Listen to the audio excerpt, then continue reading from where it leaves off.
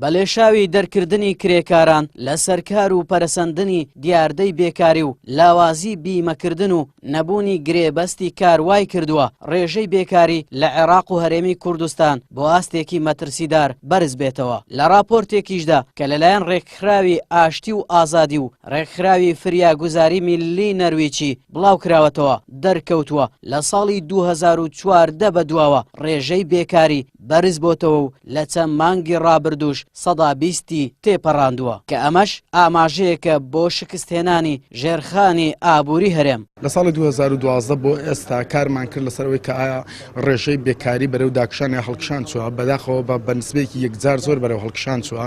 لە ساڵی 2012 کە نسبەی بەتاڵا بە پێی ڕێپێویەکانی دەستەی ئاماری هەرێمی کوردستان لە 7.9 بووە، بەڵام لە نهایەتی 2015 کە دوایین ڕووپێوی ڕاگەنێرایی دەستەی ئاماری هەرێمی کوردستان تێدا نسبەی بێکاری بۆ 13.53 هەڵکشاوە.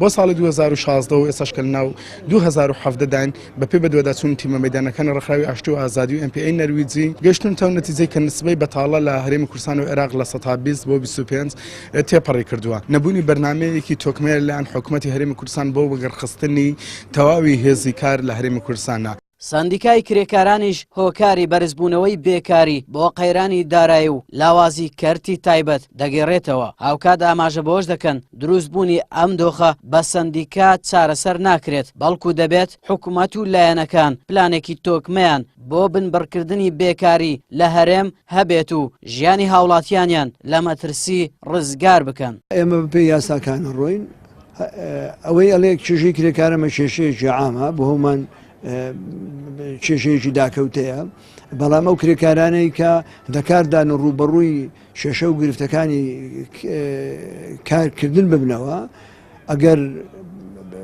سکاڵایان هاتبێتە لای سندیکای کرێکاران بە پێی پێویست بە پێی یاساکان سندیکای کرێکاران توانیوتی داکۆچیان لێ بکە. بەڵام ئەم قەیرانانەی کە باسەکرێ قابلی ئەوە نییە سندیکای کرێکاران بتوانێت ئەم کێشانە چارەسەرکە. لە 2016 زیاتر لە 75,000 کرێکار زەمان کراوە، لە ناویان 7,500 بەرەوسەرێ کرێکاری بیانین باقی کە کرێکاری ناوخۆیە. بە پێی راپۆرتی ئەم دوو ڕێکخراوە ڕێژەی بێکاری لە ساڵی 2012 تاوەکو ساڵی 2014 تەنها 106 بووە و لە دوای سەرهەڵدانی قەیرانی دارایش ڕێژەکە 120 تێپەڕاندووە. هاوکات ئاماژە بۆش کراوە 121 ڕێژەی بێکاری خاوەن بڕوانامەکانی گرتوتەوە و هاوڵاتی نەخوێندەواریش تەنها 105 بەردەکەوێت. ئەمەش دوای ئەوە دێت لە پێش ساڵی 2014 هەردوو هێزی دەسەڵات بۆ ڕاکێشانی ئینتیمای هاوڵاتیان بەلێشاو خەڵکیان دامەزراند و دواتر پرۆسەکەیان ڕاگرت. بە پێی داتای یەکێتی بەڵێندەرانیش وەستانی پرۆژە خزمەتگوزاریەکان زیانێکی گەورەی بەر بەڵێندەران و کرێکاران گەیاندووە کە بەو هۆیەوە هەزاران گرێبەستی کارکردن هەڵوەشێنراونەتەوە. ئاراس عەزیز کەناڵی پێام هەولێر.